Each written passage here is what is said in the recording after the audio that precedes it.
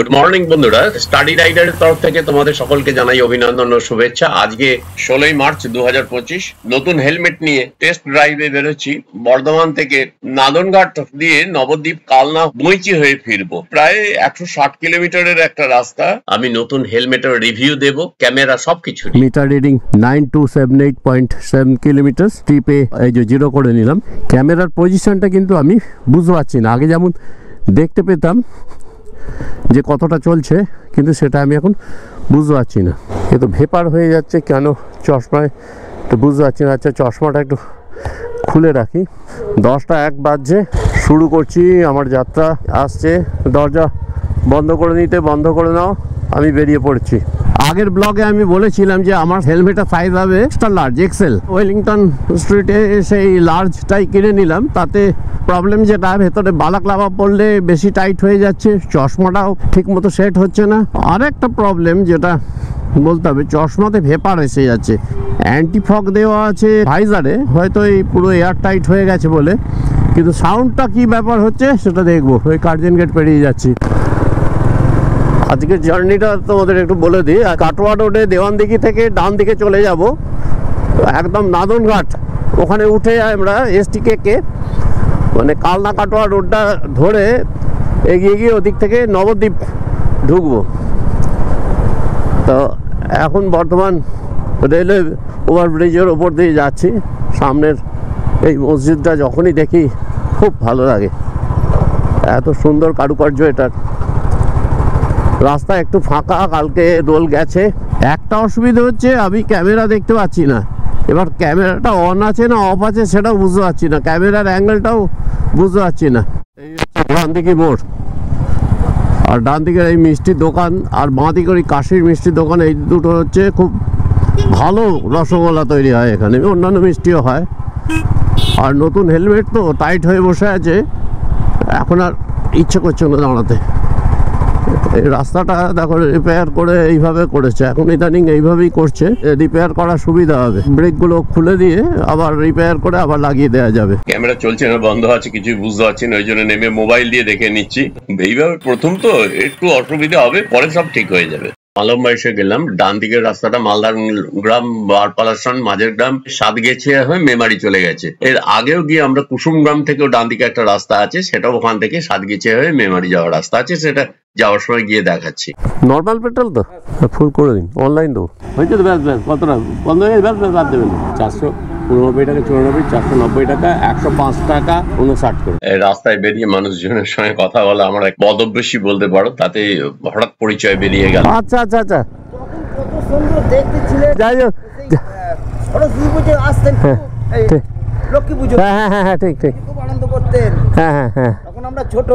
যাক মানে ছোটবেলায় দেখা হয়েছিল, মানে আপনার ছোটবেলায়। আমি আপনাকে খুব ভালো অনেক দেখেছি আপনাকে, অনেক অনেক। তখন তো সব বেলাঘাটেই আসতো বর্ধমান। হ্যাঁ হ্যাঁ, তারপর সব জায়গাতে কলকাতা থেকে সব বেলাঘাটে হ্যাঁ ওইটাই তো আমাদের আনন্দ করার জায়গা ছিল। মোহন মামা আমাদের সঙ্গে তখন কত হয়েছিল গো বাবা, যেত বর্ধমান। হ্যাঁ সেই তো বলছি। আমি হঠাৎ শুনলাম জামালপুর, বললেন একটা কাছাকাছি বাড়ি, আমি তাই বললাম কার বাড়ি জামালপুর। আমরা কত ফুলছড়ি দিত, কত কত কত আনন্দ করেছি। লক্ষ্মী পুজো হতো। আরে গোপাল কাকা, আত্মীয় সব। গোপাল কাকার ওরই নাতনি অন্নপ্রাশনে যাচ্ছি। আচ্ছা বেশ বেশ। এর আগে তো অনেক চাকরি ছেড়ে দিয়েছে। হ্যাঁ হ্যাঁ হ্যাঁ, সব জানি তো। আমি বর্ধমানে, আপনার সঙ্গে মনে হয় বর্ধমানে আমি বিশ্বনাথের সঙ্গে, হ্যাঁ হ্যাঁ হ্যাঁ, ছোটবেলায় আপনাকে খুব দেখেছি। বয়স হয়ে গেছে আপনার, আমি চিনতে পারছি না। কত সুন্দর দেখতে ছিলেন, ফর্সা একদম। না না ঠিক আছে। হ্যাঁ, সরস্বতী লক্ষ্মী পুজো মাতিয়ে। লক্ষ্মী পুজোতেই আমরা খুব আনন্দ করতাম। যাচ্ছি এবার। ঠিক আছে, সীমন্তর সঙ্গে দেখা হলো, আমি হ্যাঁ হ্যাঁ হ্যাঁ সঙ্গে দেখা হলো, হ্যাঁ কথা হলো। হ্যাঁ, আর কথা নয় শুধু, আপনি দেখুন ক্যামেরায় এসে গেছেন, আপনার কথাগুলো আমার ব্লগে যাবে। এই যে বললেন না, এগুলো সব ব্লগে যাবে, সবাই দেখতে পাবে ওরা। ঠিক, টুকুর সাথে দেখা হয়ে গেল। আমার মামার বাড়ি দেশ বেলেহাট গ্রাম, মোহন মামার ছেলে টুকু, সেই ছোটবেলায় দেখা। এই বাইরে বেরিয়ে এই পরিচিতিগুলোই অনেক, অন্য কিছু নয়। কখনো এটার সঙ্গে এই স্টাডি রাইডারের ব্যাপারটা ধরো না, বছরের পর বছর কত অভিজ্ঞতা সঞ্চয় হচ্ছে, কত রকমের মানুষ দেখছি, ভালো মানুষ খারাপ মানুষ, প্রত্যেকটা মানুষের ভেতরে ভালো খারাপ দুটোই আছে। তাই চালাক বেশি হওয়ার দরকার নেই। লোকে বোকা বলে বলুক, বোকা থেকো, ভালো থেকো, ভালো থাকবে। এই মুহূর্তে মন্তেশ্বর মেমারি মালডাঙ্গা রোড ক্রস করছি। এখানটা হলো কুসুম গ্রাম। এই কুসুম গ্রামটা এই ডান দিকে ঢুকলাম তো, পেছনে মন্তেশ্বর মালডাঙ্গা, আর ওই ডান দিকে চলে গেল মেমারি। আর এই কুসুম গ্রামের বাস স্টপেজ থেকে সোজা চলে যাচ্ছি। এই যে বাঁ দিকে দেখো বোর্ডে লেখা কুসুম গ্রাম।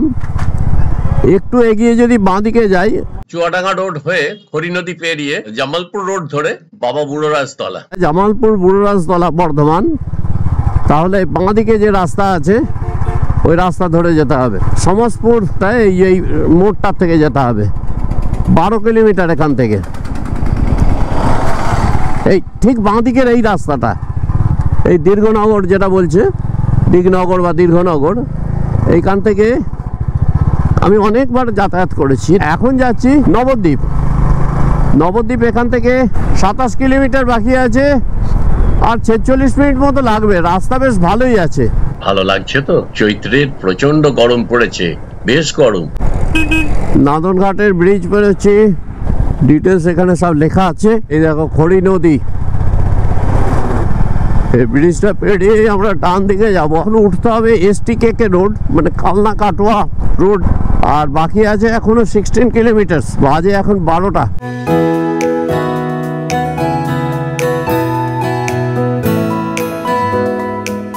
নবদ্বীপ 5 কিলোমিটার, কালনা ডান দিকে 22 কিলোমিটার, আর এইটাকে নাদনঘাট মোড় বলছে। আমি এখন তাহলে বাঁ দিকে চলে যাই। বেশি দূর না, আমার যেখানে যেতে হবে সেটা এখান থেকে ওই 7.5 কিলোমিটারের মতো হবে, 7.7 কিলোমিটার। এই ঘুরে গেলাম। আচ্ছা, এদিক থেকে সোজা যদি যাওয়া যায় কাটোয়া, আর পেছনটা তো কালনা বললাম, মানে এদিক থেকে গিয়েও বর্ধমান যাওয়া যায়। আগে একটা বাস ছিল বর্ধমান, সেটা আসতো বর্ধমান থেকে সাতগেছিয়া, ঝাত্রীগ্রাম, এই রাস্তা হয়ে নবদ্বীপ, ছাতনি, কাটোয়া হয়ে আবার বর্ধমান যেত। এখন ওসব উঠে গেছে। হেমাদপুর মোড় থেকে ডান দিকে নবদ্বীপ ঢুকে যাওয়া যায়। এই যে ডান দিকের এই রাস্তাটা দিয়ে ঢুকে যাওয়া যাবে নবদ্বীপে। আমি হেমাদপুর মোড় দিয়ে ঢুকলাম না, আরেকটু এগিয়ে গিয়ে শ্রীরামপুর মোড় দিয়ে ঢুকবো নবদ্বীপে। আমাকে যেতে হবে ডান দিকে। এই নবদ্বীপ এখান থেকে 1 কিলোমিটার, এই রাস্তাটা ধরলাম। তার মানে ওখানে হেমাদপুর মোড় থেকেও ঢোকা যায়, শ্রীরামপুর মোড় থেকেও ঢোকা যায়। এটা মনে হচ্ছে বিষ্ণুপ্রিয়া স্টেশন, বিষ্ণুপ্রিয়া হল্ট। খুব কনজাস্টেড এরিয়া। আর নবদ্বীপ জানো তো একদম পুরো মন্দিরে ছয়লাভ। এত মন্দির আর এত কনজাস্টেড এরিয়া, এখানে ওই টোটো করেই ঢোকা যাবে। গাড়ি 4 হুইলার নিয়ে আসা খুব বিপদ আছে। এসে গেছি, প্রায় 580 মিটারের মতো আছে। সরু রাস্তায় বাস আসছে। এই হচ্ছে নবদ্বীপ।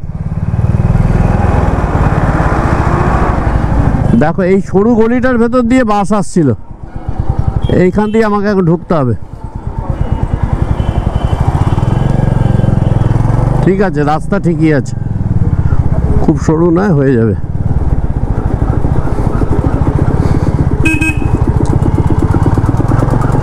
গোপাল মামার নাতনির অন্নপ্রাশন, সুনীল বিয়ে বাড়ি, আর 140 মিটার এইখানটাতেই আছে।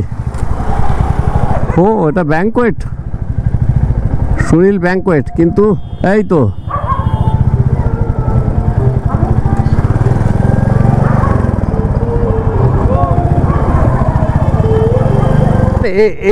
এটা কি গোপাল মামা? ঢুকিয়ে দেবো? আচ্ছা আচ্ছা, ঠিক আছে, এসে গেছি। ডান। হ্যাঁ, ভেতরে ঢুকিয়ে দিচ্ছি। এইখানটা রাখবো? একটু ছায়া দেবে না? কোনটা বলো? ছায়া পেলে ভালো হতো গো, দেবে না একটু? যাক, দয়া হলো, আমার বাইক ছায়াতে রাখার ব্যবস্থা করে দিচ্ছে। Thank you. তো ঢুকি এটা না করবো না।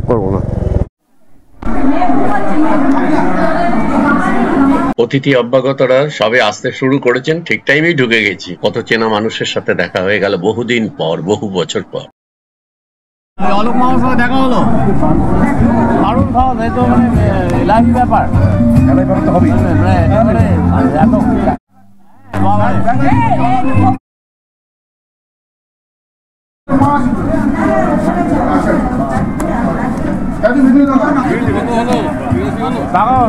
সোজা হয়ে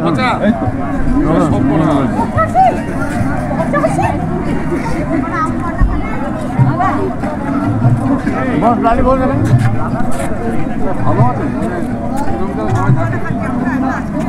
নামটা কি?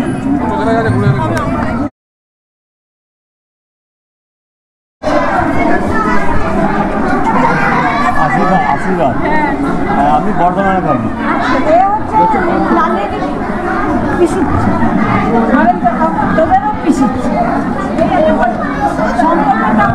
তো ছবি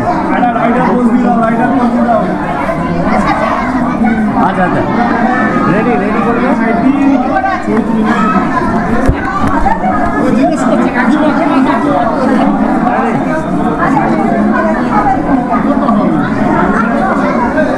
কবে এসছো এখানে? আজকে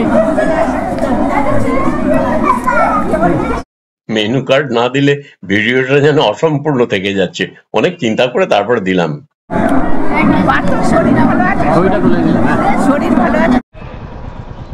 একটা অসুবিধা হচ্ছে, হেলমেট থেকে ক্যামেরা দেখতে না পাওয়ার জন্য কখন যে ব্যাটারি শেষ হয়ে গেছে জানি না। পোড়ামাতালার ওখানে একটা মানে গলির তস্ত্র গলির ভেতর দিয়ে আমি বাইক নিয়ে গেলাম, সুন্দর ছবি আসবে ভাবলাম, পরে দেখলাম ঠিক ওইখানটাই ছবিটা আসেনি। এখন যাচ্ছি শ্রী চৈতন্যের জন্মস্থান। এবার এখানে আসল কি নকল জন্মস্থান এটা নিয়ে অনেক মতভেদ আছে। এই মুহূর্তে আমরা প্রাচীন মায়াপুর নবদ্বীপে শ্রী জগন্নাথ মিশ্র ও মাতা শচী দেবীর সন্তান বিশ্বম্বর মিশ্র পরবর্তীকালে শ্রী চৈতন্য 1486 খ্রিস্টাব্দের দোলযাত্রা সন্ধ্যায় এখানে জন্মগ্রহণ করেন। হিন্দু মতে তাকে রাধাকৃষ্ণের যুগল অবতার হিসেবে ভাবা হয়। মাত্র 47 বছর বেঁচেছিলেন। আজ থেকে প্রায় 439 বছর আগেকার কথা বলছি। তিনি ছিলেন লোকপ্রিয় বৈষ্ণব সন্ন্যাসী ও ধর্মগুরু এবং 16শ শতাব্দীর বিশিষ্ট সমাজ সংস্কারক। গৌরবঙ্গের নদিয়ায় নবদ্বীপে তিনি এইখানেই জন্মগ্রহণ করেছিলেন। এখান থেকে যাচ্ছি বিশ্বের সবচেয়ে বড় 60 ফুটের শ্রী চৈতন্য মহাপ্রভুর মূর্তি দেখতে। প্রথমে এখানে একটা পার্কের মতো আছে, তাই এখানে জল আছে, জলেতে গোল্ড ফিশ বিভিন্ন কালারের আছে, আর ওই যে শ্রী চৈতন্যের মূর্তি দেখা যাচ্ছে। এগিয়ে যাচ্ছি এই গুহার ভেতর দিয়ে। মানে আমার কিন্তু এটাকে ততটা এই জায়গাটা ভালো লাগেনি, কিছুটা পার্কের মতোই লেগেছে, বা কিছু সাজানো গোছানো ওই ঝুলন টাইপের ব্যাপারটা মনে হয়েছে।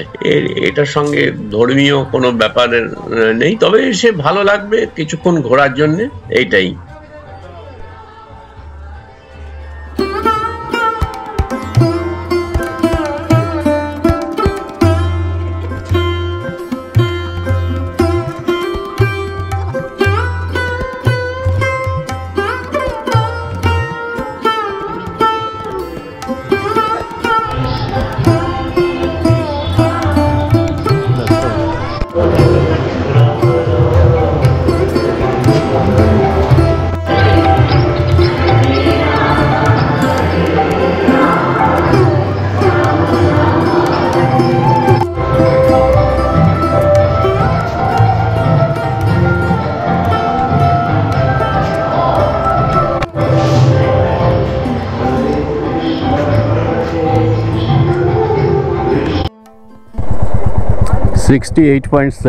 এখন 4:48 বাজে।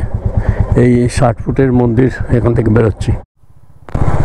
এই ডান দিকে রাস্তাটা, এটা হচ্ছে নাদনঘাট মোড়। এই ডান দিকে চলে গেল। আমরা সমুদ্রগড়ের দিক থেকে এসেছি, ডান দিকে এদিক দিয়ে এসেছিলাম। প্রায় বৃষ্টি নেমে যাচ্ছে, 5:22 বাজছে। নান্দাই সেতুতে উঠছি। একটু লক্ষ্য করলেই বুঝতে পারবে নিচে দিয়ে খড়ি নদী আমার ডান দিক থেকে বাঁ দিকে চলে যাচ্ছে এবং নিচে নেমে ধাত্রীগ্রামের কাছে হুগলি নদীতে গিয়ে পড়ছে। এই যে বাঁ দিকে একটু দেখা যাচ্ছে খড়ি নদী। উৎপত্তি হয়েছে বুদবুদের মানকর পঞ্চায়েতের মারবগ্রাম একটা জলাশয় থেকে। দেওয়ানদেবীর পর থেকে আমাদের বাঁ দিক ধরেই চলছিল, তা মালমার কাছে কিছুটা দূরে সরে যায়। আবার নাদনঘাটে আমরা এই খড়ি নদীকে ক্রস করেছিলাম, এসেছিলাম সমুদ্রগড় হয়ে নবদ্বীপে। এখন নবদ্বীপ থেকে এসটিকে রাস্তা ধরে ধাত্রীগ্রাম হয়ে কালনা ঢুকবো। এই মোড় থেকে বর্ধমান ডান দিকে 52 কিলোমিটার, এটা ধাত্রীগ্রাম মোড়। এখন যাচ্ছি কালনা, 90.4 কিলোমিটার হয়েছে এখন। এটা কালনায় চলে এসেছি। এখন বাজে 5টা 48। বর্ধমান থেকে 96 কিলোমিটার, ধর্মডাঙ্গা এই জায়গাটার নাম।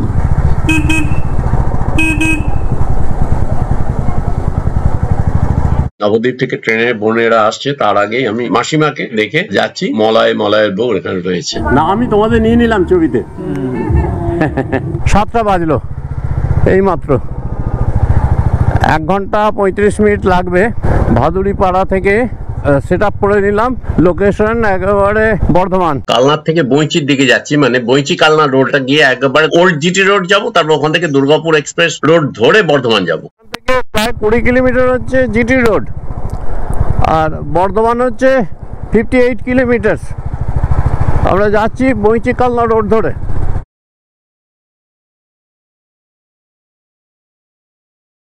কখনো ফগ লাইট, কখনো এইটা লাইটটা লাগিয়ে দিলাম, কারণ অন্ধকার যা অন্ধকার। এখানে রয়্যাল এনফিল্ডে নিজস্ব লাইটে খুব একটা কাজ হবে না। স্পিডে চালাতে গেলে এই লাইটটা দরকার। এই দেখো, এইটা হচ্ছে ফগ লাইট, আর এইটা দুর্গাপুর এক্সপ্রেসে এসে গেছে, মানে আর তো কোনো চিন্তা নেই। চলো পানসি বেলগড়িয়া, চলো এবার। সুন্দর রাস্তা পেয়ে গেছি। এখন বাজে, বেশি বাজেনি, 8টা 20 বাজে। এসে গেছি শক্তিগড়ের ওপরে ফ্লাইওভারটা যাচ্ছি, তলায় ট্রেন লাইন যাচ্ছে। আমার গতি এখন 80 কিলোমিটার পার আওয়ার। আর সাউন্ড চেক করছি কেমন আওয়াজ আসে, দেখছি সব ভাইজার বন্ধ আছে, বাইরে বেশ আওয়াজ হচ্ছে। ওটা কতটা কন্ট্রোল হচ্ছে সেটা দেখে নিই, সেই অনুযায়ী আবার ঠিকঠাক করতে হবে। তবে এটা নতুন যে হেলমেট একজাক্ট অ্যাপেক্সের, সেই হেলমেট নিয়েই আমি এখন চলছি। আচ্ছা, ফগ লাইটটা দিয়ে দিই। ফগ লাইটের থেকে এই লাইটটাই বেটার হবে। 80 কাটা পেরিয়ে গেছে অনেকক্ষণ, বেশ স্পিড আছে। সকালে যেমন গরম ছিল, এখন একটু ঠান্ডা, বেশ একটু ঠান্ডা ঠান্ডা লাগছে। কোনো জায়গায় একটু ছিপছিপে বৃষ্টি হয়ে গেছে। আমিও যখন আসছিলাম খানিকটা বৃষ্টি পেয়েছি, কিন্তু সেটা টিপটাপ করে বৃষ্টি। রসুলপুরের ওখানে দেখলাম রাস্তা কিছুটা ভিজে ছিল, মেমারি রসুলপুরের জায়গাটাতে। এখন এদিকটায় হয়েছে কিনা জানি না, তবে বেশ ঠান্ডা এদিকটা আছে। কিন্তু অরিজিনাল এটার নাম হচ্ছে আমরা প্যামড়া, এইসব নাম এখানটাতে। তা দেখো দুদিকে শক্তিগড়ের ল্যাংচাই ধরো। তবে এইসব ল্যাংচা কবেকার বাসি কেউ জানে না। I love Bardhaman. এই উল্লাস এটা ঢুকলাম, এরপর আলিশা আসবে। বাঁকা ব্রিজ বলে এটাকে। ঘড়ি কাঁটায় 8টা 35। হ্যাঁ, আমার ঘড়ি কাঁটা 8টা 36, ঠিকই আছে। একদম বীরহাটায় চলে এলাম। এবার ডান দিকে ঢুকে যাব। ঘড়ির কাঁটা এখন ঠিক 8টা 38। এই কি অপর্ণা কোথা থেকে আসছে হেঁটে হেঁটে। আর 159.4 কিলোমিটার হলো। বাড়িতে পৌঁছলাম, দেখছি অপর্ণা কোথা থেকে আসছে বাজারের থলে হাতে। কি ব্যাপার দেখি। চুপি চুপি জানিয়ে রাখি, সকালে নিয়ে বেরোয়নি বলে রাগ হয়েছে, কিন্তু গাড়িও তো আমার কাছে এখন নেই। ওটা কোটারমায় পাঠিয়েছি, রিনি সনদ গেছে। কি করবো, বাইকে ওকে নিয়ে যাওয়া অসম্ভব। নতুন হেলমেটের রিভিউ তোমাদের দিয়ে দিলাম। আগের হেলমেট কেনার ব্লগটাও তোমরা দেখে নিও। প্রায় 160 কিলোমিটার জার্নি হয়ে গেল আজকে। যদি ভিডিওটা ভালো লেগে থাকে তাহলে প্লিজ লাইক কমেন্টস দিও। আর যারা নতুন তারা স্টাডি রাইডার চ্যানেলটা একটু সাবস্ক্রাইব করে দিও। প্রতি সোমবার শুক্র বিকেল 5টা 15 নাগাদ স্টাডি রাইডার ব্লগ আপলোড হয়, তাই একটু যদি পারো দেখো। না দেখে প্লিজ লাইক দিও না, এটা তোমাদের কাছে আমার একান্তই রিকোয়েস্ট। না দেখে লাইক দিও না, তোমরা দেখবে। প্রত্যেকটা কমেন্টস আমার খুব জরুরি। ধন্যবাদ।